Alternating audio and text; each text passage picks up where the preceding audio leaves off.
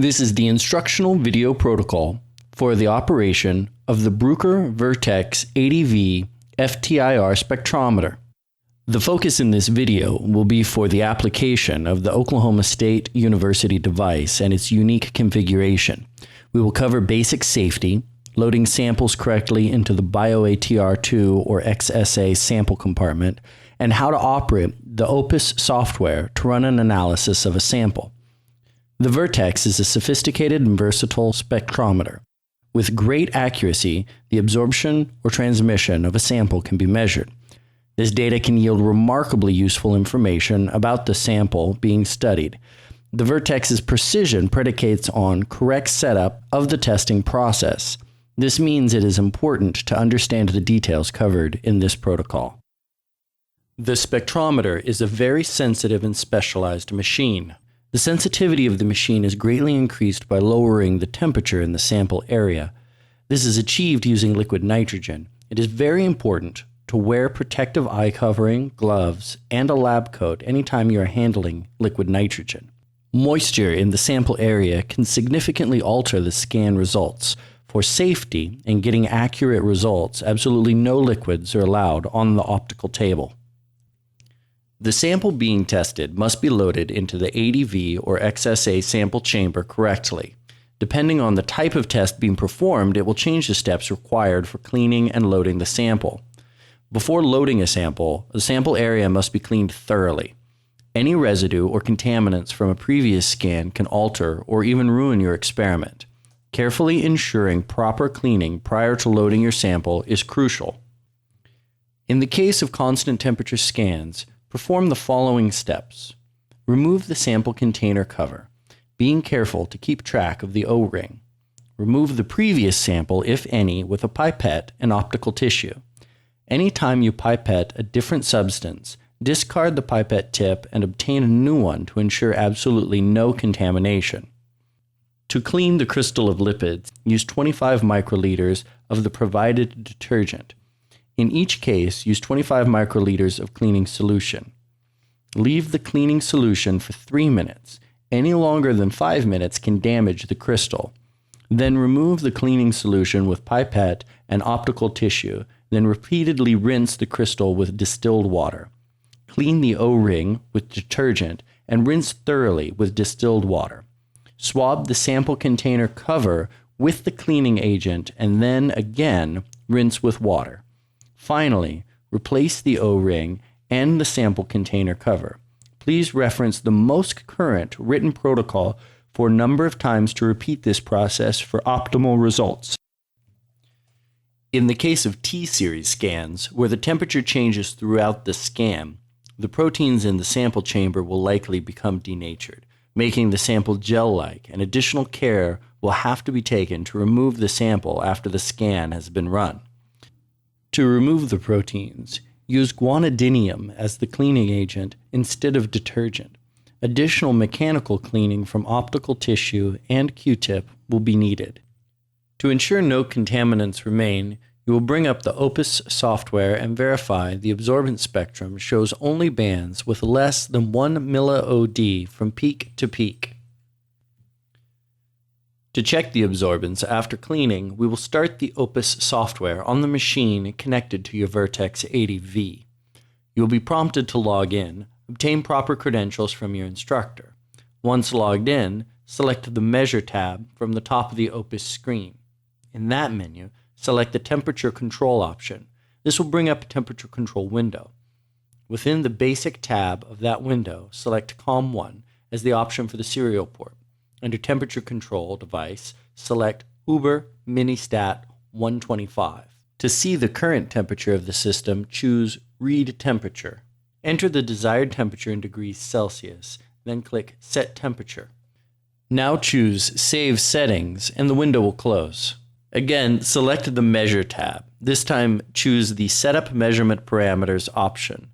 Within the Basic tab, click the Load button, where you can load the appropriate experiment file. This may require instruction from the technician in charge of the project. Your operator name will be automatically designated by your login credentials. You're unable to change this.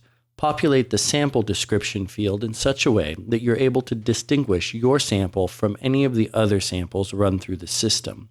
In the sample form field, write BioATR2 V80V sample compartment, and in parentheses, the actual name of the users involved. Next, we'll go to the Advanced tab. Under the file name, we'll name this after your sample.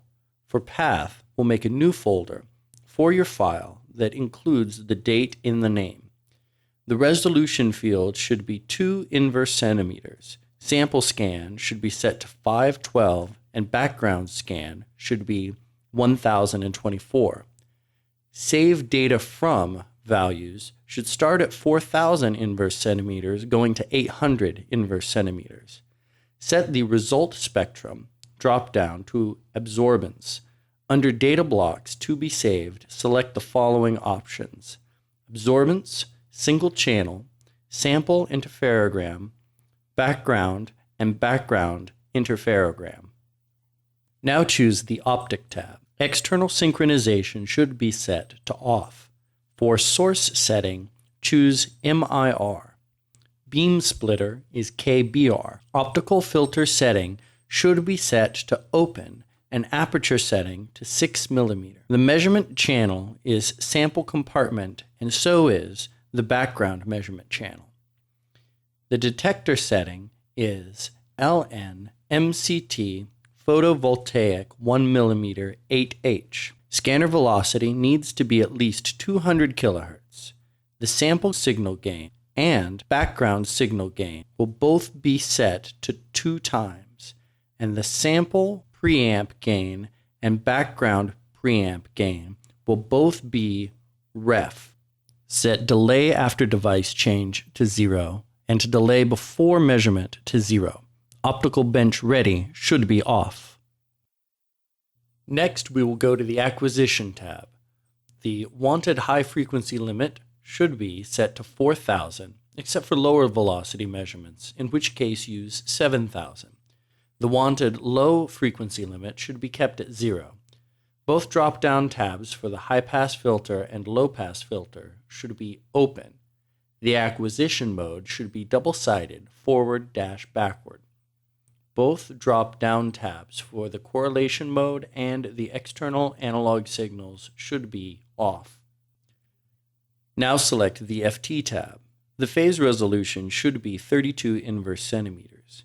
The phase correction mode drop-down should be set to Mertz, the apodization function to Norton Beer medium, and for zero filling factor, choose 4. Both the background tab and the display tab do not need to be adjusted in any way. Ignore them and select the Check Signal tab. You will see a result in the graph area to indicate the sensor is working. Return to the Advanced tab now that all settings have been changed to their desired values. Click the Save button next to the experiment file. Save this experiment file in the folder you created for today's measurements. Click Accept and Exit on the bottom of the Setup Measurement Parameters window. It does not matter which tab you are currently viewing. Now we will select the Measure tab from the top of the main window. From that drop-down, we select Advanced Measurement. Within the Basic tab, you should choose the Background Single Channel button. You will see at the bottom of the screen the background scans counting up. When it is complete, you then choose the Sample Single Channel button. Again, the scans value will count up at the bottom of the screen. Once the sample scans are complete, your data will be on the display window.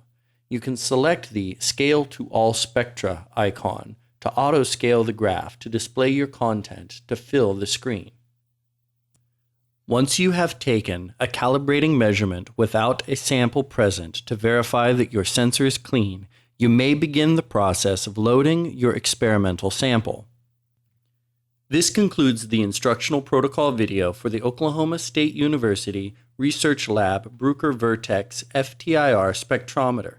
Additional resources to complement this video can be provided to you by your instructor.